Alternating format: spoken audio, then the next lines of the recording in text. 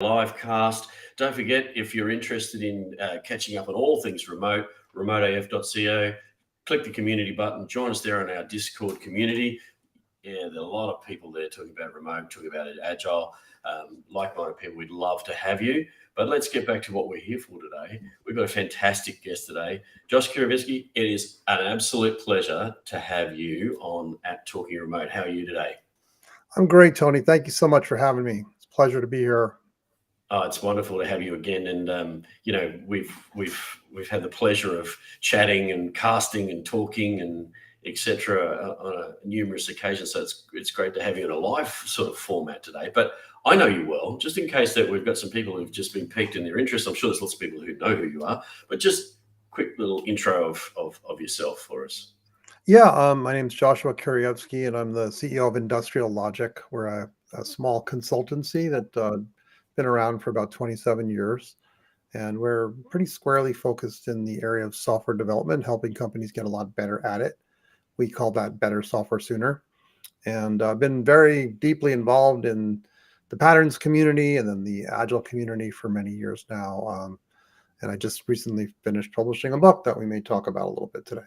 I think that's what we will talk about. So yeah, so that's interesting. I'll get into the book in a moment because we had you on our cast all the remote things, which is the other part of this channel, and you were just about to release Joy of Agility, and you were talking to us a little bit about it.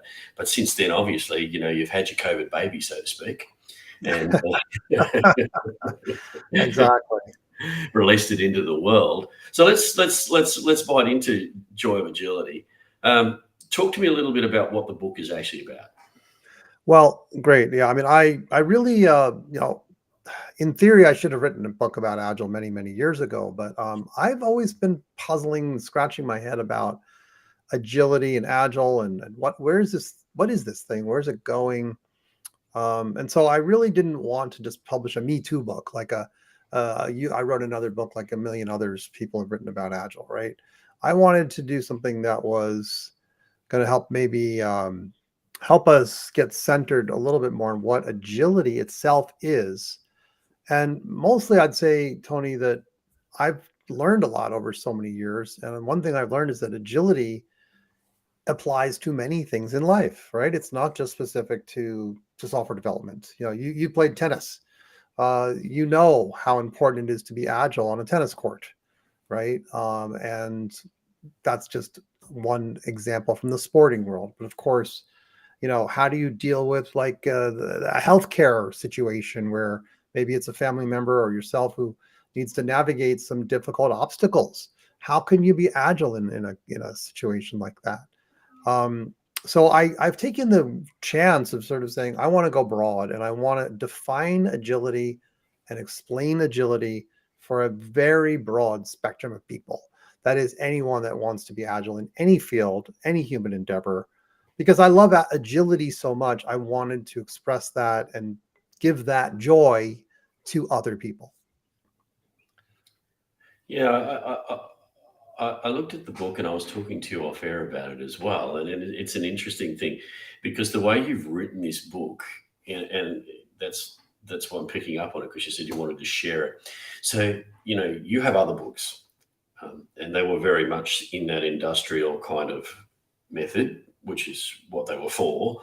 But this is written in a completely different way. You've written this as a storytelling effort to share the story. So talk to me a little bit about how that came about.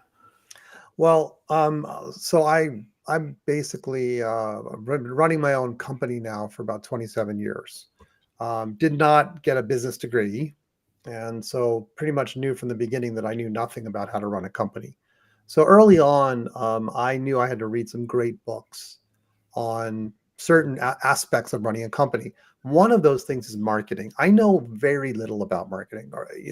I've learned a few things over the years, but back then I knew practically nothing. In fact, I didn't even think marketing was important. I didn't like it as a practice, I thought.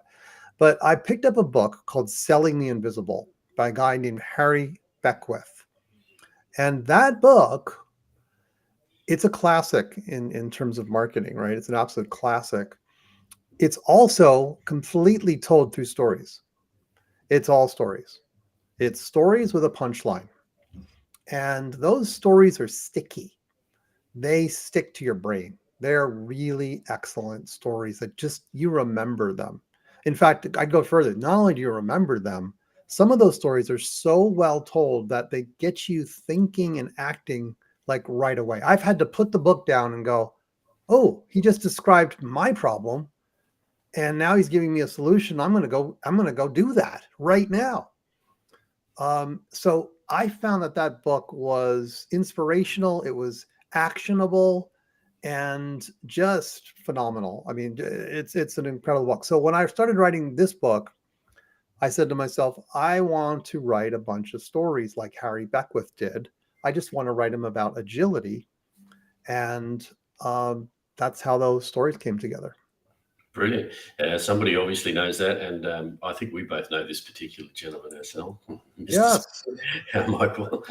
Hello, So Michael.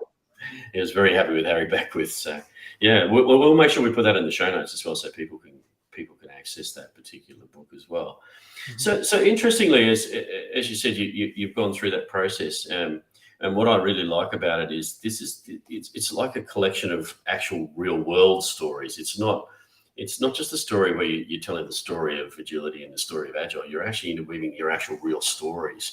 Talk to me about a couple of those stories, how they came about, why you picked those particular ones. Yeah, so some of the stories are just, first of all, I did not want to write a bunch of stories about software development. I wanted them to be diverse so that, again, this appeals to a broad spectrum of people. Um, some of them are just things that happened in life to me that I thought, wow, there something happened there that was deeply uh, related to agility. It's instructional. It taught me something. So, one story is about my own daughter, Eva, who learned to ride her bike differently than my other two daughters. I have three daughters. I myself learned with training wheels. My older two daughters learned with training wheels because most parents will just do what they did. That's how I grew up. Hey, we put the training wheel. That's what I did. But for my for my youngest daughter, I thought, let me try something different because I'd started to see and hear about parents who were doing these push bike things. So I tried it. I was like, what the hell? What do I have to lose? I mean, let's take a bike out there for her. And I didn't buy a push bike. We already had bikes. But I said, Eva, ignore the training wheel. Sorry, no training wheels, but ignore the pedals, right? And I brought the seat down really low so she could easily put her feet down and stop herself. So it was safe, tremendous safety. But the really key thing here is that she could practice balancing from the very beginning. So I took her on a very gentle slope near our house, concrete slope, and she would just gradually she'd glide down that little slope of a hill, put her feet down when she wanted, but she was learning to balance instead of the training wheels approach, which is, like the faux balance, fake balance. And then suddenly when you take those training wheels off, you're terrified. So there are a lot of interesting things that I'll just often reflect on things in life, right? So what happened here? She learned to ride her bike in 24 hours, right? 2 trips to the park and she was riding her bike, like safely riding her bike. That was much, much, much faster than, my other daughters and myself. Um, so it was easy, it was quick, and it was graceful. And if you look at the definition of the word agile, there's two definitions. One is, um, having this ready ability to move with quick, easy grace. And that's I felt like, you know what? That just happened for Eva. She just learned to bike in this agile way. It was quick, easy, and graceful. And I just thought, well, that's a great story. And there's a lot of elements there that apply to what became the mantras in the book. So drive out fear is one of them. And when you're learning on a push bike, you're not that afraid because you can always put your feet down and stop yourself. There's the element of start minimal and evolve, right? The minimal thing in biking is balance. So how can you forget about the pedaling or the steering or the braking? Just what's the essence of biking? That's balanced. Let's practice balance in a way where you're not afraid. So start minimal and evolve. And then, of course, be quick but don't hurry. So, that whole concept of just let's take your time and, get comfortable with this. There's no rush. But, and at the park, she would take a break and go play on the swings or go, jump on the monkey bars, and then come back to the bike. I wasn't rushing her. No, the kids aren't linear, it's like, oh, you're going to learn to bike right now. She was on her own pace, but it happened very quickly and gracefully. So yeah, that's a story in the book, and there are many others like that. Yeah, I really like that, Serge, and I could draw like with that. You can draw the lines back to thinking about. So well, this is for me. So we were talking about my experience with the book, and when I was reading that, I was drawing the lines back to thinking about agile transformations. I really dislike the word transformation, but we'll go with that. You think about how people want to put all the training wheels around it, and then they want to put all the this is how you do this, and this is, you've got to do this in this step and this step, and where you're talking more of the fluidity and how you can do that in a different way, and I really like that. So that for me was how I could draw the threads. The other one I wanted to talk about was, because if anybody hasn't read this book, you also phase it around the six mantras. So let's talk a little bit about the six mantras. Yes, and one of the ones I just forgot to mention is be balanced and graceful, which of course relates to what Eva went through in terms of learning to ride her bike. I did not expect to write about mantras at all. I didn't even know they existed, and when I wrote the book, basically I was writing the stories that I felt were really impactful. And some of these stories are of course, not my own. They're stories that I found to be amazing, whether it's Richard Branson and how he dodged a travel problem one day, to an intern at Amazon and what he did when faced with when he had a great idea for something that Amazon really could benefit from. To Oprah Winfrey dealing with the meat industry when she had a show and got sued by the meat industry because she said she'd never eat a hamburger ever again after this one guy said something. How did she deal with that? How was she agile in her dealing with a large lawsuit? Many stories, many pointers to other people's books and things like that. And so at some point I had a collection of stories without any organization. And I knew I needed to organize it. So I started to think deeply about how to organize it. And I was drawn to this wonderful coach named John Wooden, who maybe not as familiar to people who are not from America, but in America, he's a renowned coach. Was a Hall of Fame basketball player and a Hall of Fame coach. So and he's written many books, and a lot of people have written books about him. If you've ever seen the show Ted Lasso, Oh, yeah. he's mentioned in there. Some of his posters are on the walls in the show. Anyway, he used mantras, and he basically would so when you say use a mantra, it's like you could put nice words up on a wall on a poster, and who cares? People are going to ignore it. The way that John Wooden used mantras was every single day, many times per day. He'd blow his whistle at folks and say, "Nope, you're hurrying. Now we got to start working on not hurrying and rushing and being in control." He called it quickness under control. So his use of mantra influenced me, and I thought, I think maybe this book should have mantras in it. And of course, the first one was John Wooden's, which is be quick but don't hurry. I've also been hugely influenced by W. Edwards Deming, right? And he would say that the manager's job is to drive out fear. And I've been very interested in psychological safety and in many different kinds of safeties. Paul O'Neill saying make safety a prerequisite. Safety being a huge gateway to excellence. And so drive out fear became a mantra. Be balanced and graceful was my own creation, because I knew that I wanted to use the word graceful in some mantra because of the definition, quick, easy, grace. Being graceful is important. And, I at one point it was just called be graceful. But that term balance and the importance of balance, not just physically, right? Even John Wooden would say, to be a champion, you don't just need physical balance. You need mental balance. You need emotional balance. You need defensive balance and offensive balance and size balance. And balance was another major mantra for him. Like he just focused every single day on getting balance to be as best as possible. You'll never get it perfect either, right? There's, you're trying to shoot for some form of equilibrium, and you're going to often be out of balance, but you try for that balance. So the mantras kind of developed out of many months of just contemplating what were these stories about. And, it was hard because some stories you're like, well, this story illustrates several mantras. Well, how could I put it into one place? I wrote about the Wright brothers, and I read 3 or 4 books about the Wright brothers. I love the Wright brothers. Their story is amazing.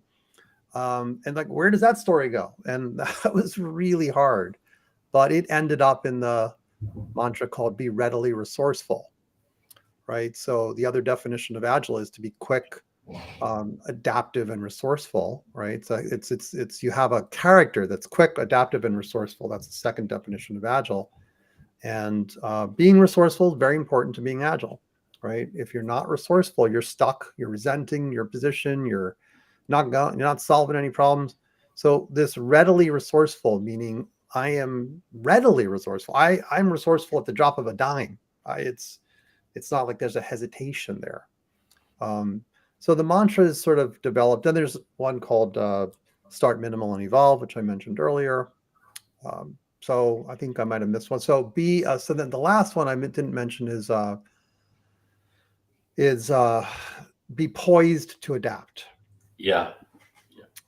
And that everyone uses the word adapt and adaptable and all that stuff, but being poised to adapt is a phrase from the resilience engineering community. Yeah. And they spend a lot of time preparing to be adaptable, just the way NASA prepares for potential emergencies in space.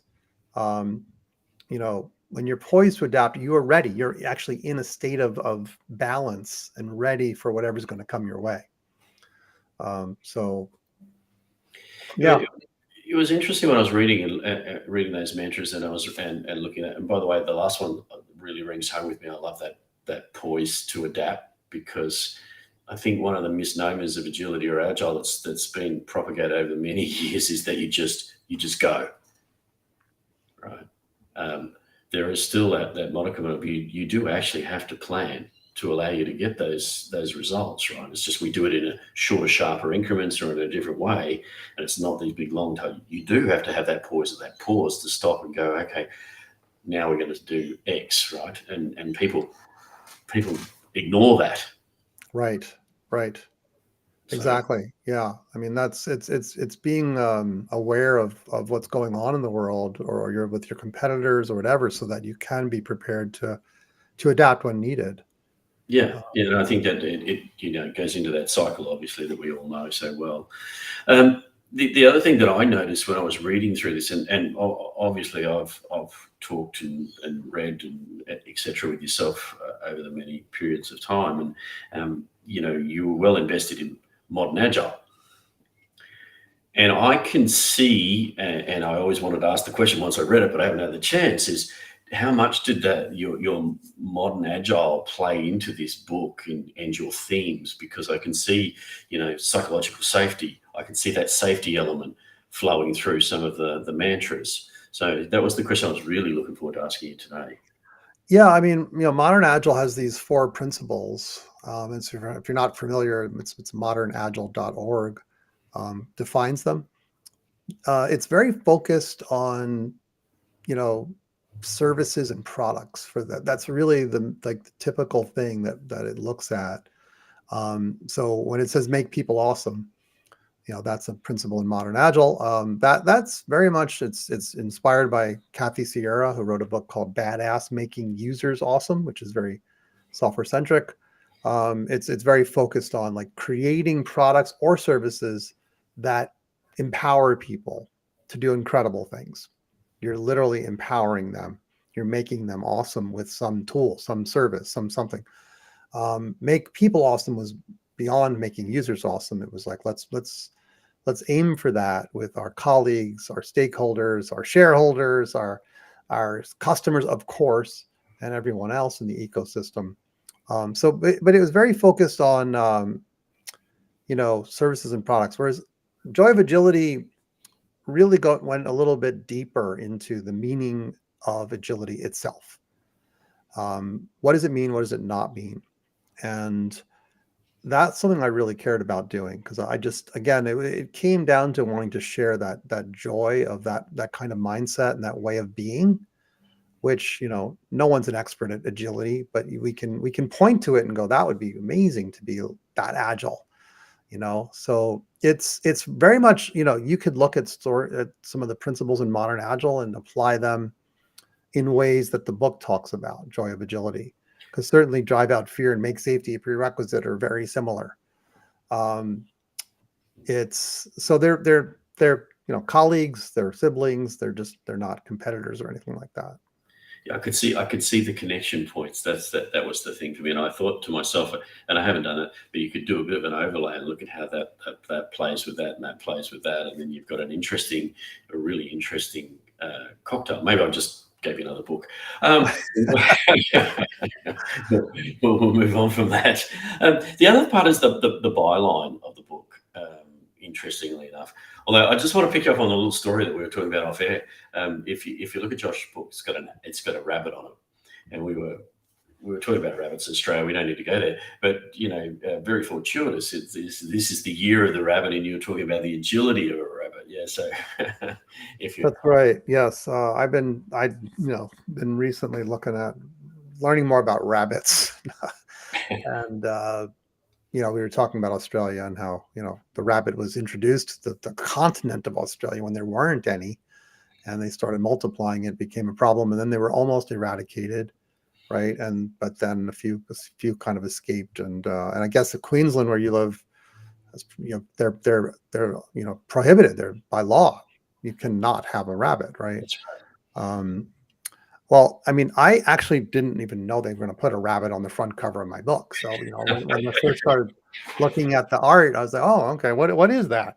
At first it didn't even look like a rabbit. I was like, oh, it looked like a little bit like a dog or something. I don't know. But they made it look rabbit-ish.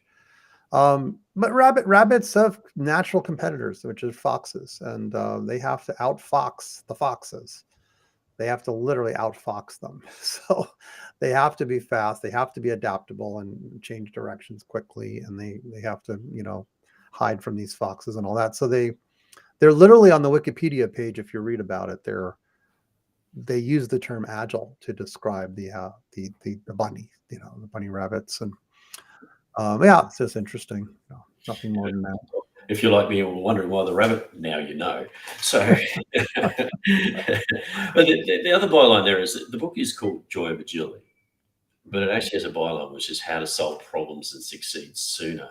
And I think the other thing that might go unnoticed, because people tend to start reading the story and those measures, but it actually is giving you, or the intent from what I can see is giving you use cases and ways that you can actually solve problems in a better way. Talk to me about your intent when you were writing that. Yeah, I mean, so I think part of the joy of agility is that you're not stymied by obstacles. You're not stuck. I'm reading a book right now called "The Obstacle Is the Way" by Ryan Holiday. It's a very good book, and as I read it, I'm like, this is very complementary to my own writings and the way I look at obstacles. So being readily resourceful, for example, is a way to say, I'm not gonna let something that seems like an obstacle stand in my way. Maybe I'm going to find a way to treat the obstacle as if it was meant to be, and that was maybe leading me towards where I need to go. When Richard Branson was stuck in the Virgin Islands with his girlfriend trying to fly to Puerto Rico, everyone at the gate was told by the airline that the flight was canceled. The weather wasn't an issue. It was a perfectly nice day, but it was just canceled. They had no idea when the next flight was going to get rebooked. And this was the late 1970s. There were no iPads. There were no, iPhones. You couldn't just play backgammon for 5 hours. So what did he do? What did he do? And he did something that I find utterly remarkable, because any of us could have done what he did. Any of us could have walked to a phone booth. They had phone booths back then. Any of us could have looked through a Yellow Pages or some sort of, collection of businesses. Any of us could have called a charter airline and said, hey, how much would it cost to fly to Puerto Rico? And how many seats are on your plane? And done some simple math and figured out that, it was going to cost about $39 US to fly from Virgin Islands to Puerto Rico. And he went around the airport and sold the tickets to all the passengers who were stuck. And he and his girlfriend and all these passengers flew uneventfully to Puerto Rico. He was an agile traveler that day. He found a way around an obstacle, and he was quick, easy, and graceful. He was quick, resourceful, and adaptable. He was agile as a traveler that day. He didn't get stuck and resentful and pissed off. He just found a solution. That kind of ability to be readily resourceful like that is remarkable. And to me, there's a joy in that ability, right? And I told a story in the book about tennis. When I was growing up, I lived in a very, very, very tennis obsessed time and a very tennis obsessed community. This was if you look at the early 80s, this was when John McEnroe and Yvonne Lendl and Bjorn Borg and Martina Navratilova and Chrissy Evert. I mean, they were all battling, and just an amazing time for the tennis. And, we were talking earlier about Pat Rafter, from Australia, and how amazing he was. Apparently his brother Jeff was even better than him. So now I know that. But I wanted to play tennis on the high school team, and I had never taken lessons, right? I loved tennis, loved to play it, but I'd never taken lessons. And in order to make the team, you needed to take lessons. You really needed to take lessons for years, probably starting as a child.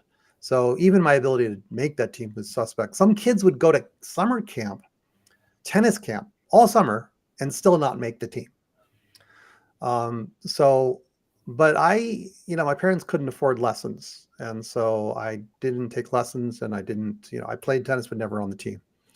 So at the end of my senior year, when I was about graduating from college,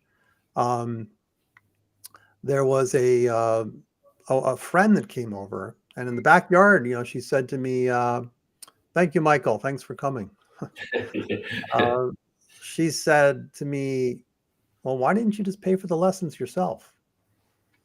And that really hit me, because I was like, a young entrepreneurial kid. I would mow lawns and rake leaves and shovel snow and babysit, and pretty much, however I could make money, I would do it. And I figured, oh my God, I had never thought about this. I could have paid for those lessons myself. And if I'd gone as a young little kid to an instructor and said, my parents can't afford it, but I'll pay, they probably would have given me a discount. They probably would have said, well, just clean up around here, and we'll give you a half price or whatever. I was a young kid. I wasn't readily resourceful back then. But I tell the story because it's an indicator of where I wanted to go. Right. So that's an example of, a mantra: be readily resourceful, and an example of just how, the book is filled with stories like this that point you towards elements of agility. Yeah, I like that one because we were talking about it. So for me, it really rang home. Mahesh just dropped one in there, so I'll just put that up on the screen for everyone. "Obstacle is the Way" by Ryan Holiday. Great read on that kind of subject as well. If you haven't heard that one. Yes, I love it. I'm not done yet with it. I've been savoring it, so I'm reading it very slowly and enjoying it. And it's very much in line with this mantra of be readily resourceful. So here's my question for you. You've got Joy of Agility out, and you've been talking through it. What's the reaction been? So obviously you've heard from people like me, but I'm really interested to hear some of the feedback that you're getting on it, because it's always interesting when you have a COVID baby, so to speak, like this, and you've been growing this thing, and then it's, well, does anybody really like it? So I'm really interested to hear the feedback. It's been really, really good. I mean, I'm very pleased at what people say. I've had numerous people, say to me things like, so for example, I recorded the audiobook in Los Angeles, and I was working with a sound engineer who's also a professional voice actor. And he was given the assignment to work with me, and he told me later. He said, when I heard that I had to work with someone on an agile book, I groaned. You know, but he said, in telling the stories, I'm in this little booth called a whisper booth, telling each story. He really loved them, and he said, this is you've blown, you really changed my mind, and I'm so happy that I got a chance to hear this, because these are really impactful stories that I'll remember. And he just loved it. So that's an example of just where this is not a software person. This is not a person who ever even heard of Scrum or anything, and really appreciated the lessons about agility.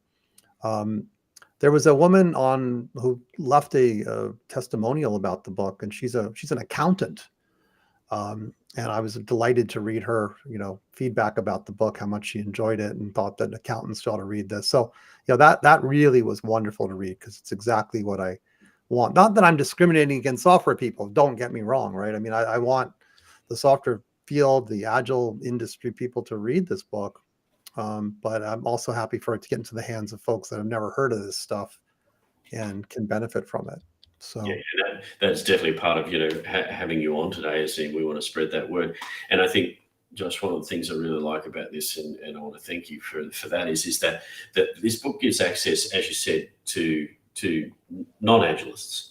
And when we're talking in organisations and they're trying to adopt this is a great little precursor for people to read, that will allow them to understand what we mean when we're talking about agility and agile, because it's become one of those big words that scares people. that's right. But I'd also say this too, which is that if you're a veteran agilist, you might enjoy this book, because I've been around the agile field a long time, and I'm in writing the book. Of course, when you write a book, you learn a lot, and I'm sure you've experienced that, Tony.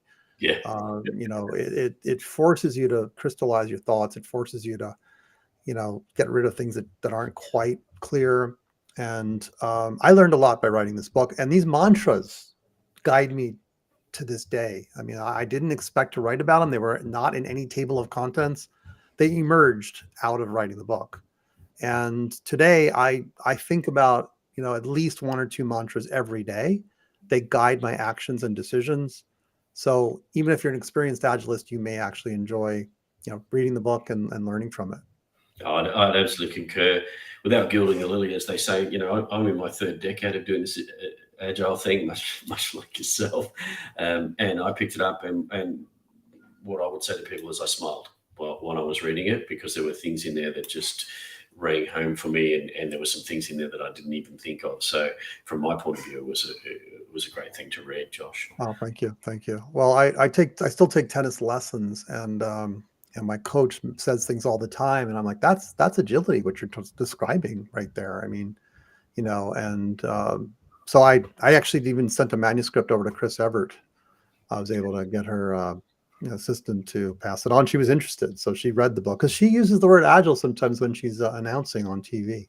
Yeah. And It's amazing who actually does when you actually listen, and when it's funny, because we're that kind of people, we sort of go, oh, and we pop our heads up. So yeah. right, The there's other that word.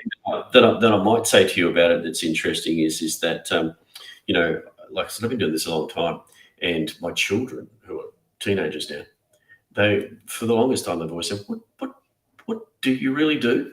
And, so actually handing this book over to them, my son has actually read this book.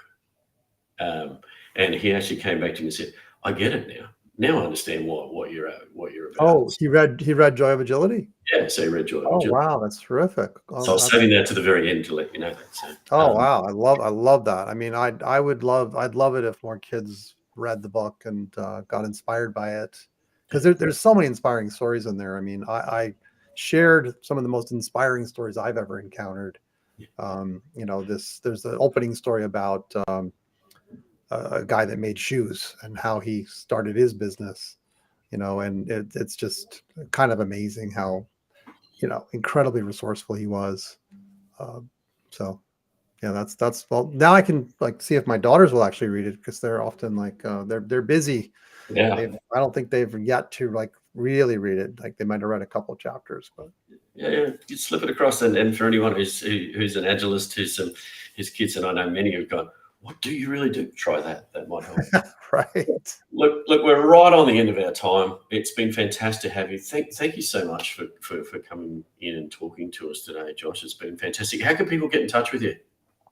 I'm on LinkedIn, and same name there, Joshua Kerievsky. I'm on Threads, which is brand friggin' new, right? Threads. It's Meta's new. I guess they're trying to kill Twitter. I'm on Twitter, although I'm not there as much anymore, since it's become a little bit of a wasteland. Um, and if you're wanting to email me, it's joshua@industriallogic.com. So yeah, those are some ways. And Absolutely. there's a book website called joyofagility.com. You can check out some stories there. I'm on the verge of starting a study group for the book, so Oh, that great. we will get to kind of dig into it. And I'm still working out that details, but that's coming.